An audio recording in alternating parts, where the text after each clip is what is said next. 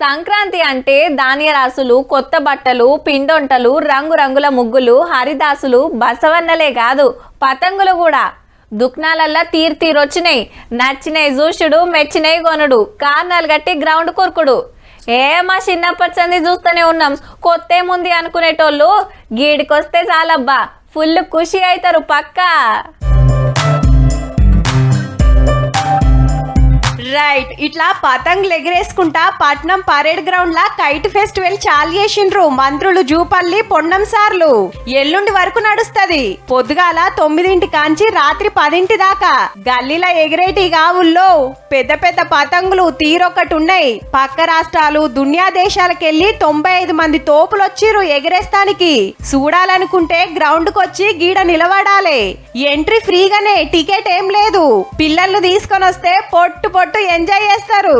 స్కూల్లో పిల్లలుగా చదువుతున్నప్పటి విద్యలపై రూప్ టాప్ ఎక్కి పతంగులు ఎగిరేసేవాళ్ళం. సో అంటే మన యొక్క సంస్కృతి, మన ఆటపాటలు, మన కల్చర్ ఇవన్నీ మరుగున పడకుండా ఉండాలని పక్కకే మిఠాయిల దుకాణాలు పెడితే మొత్తం ఓ పారి రౌండ్ వేసిండ్రు మంత్రులు. తెలంగాణ, ఆంధ్రలోనే కాదు దేశమంతటా ఏమేం వెరైటీలు ఉన్నాయో గవన్నీ ఈడనే దొరుకుతాయి. శుక్రవారంకెళ్ళి ఐతారం దాకా ఈడనే హాట్ ఎయిర్ బెలూన్ ఫెస్టివల్.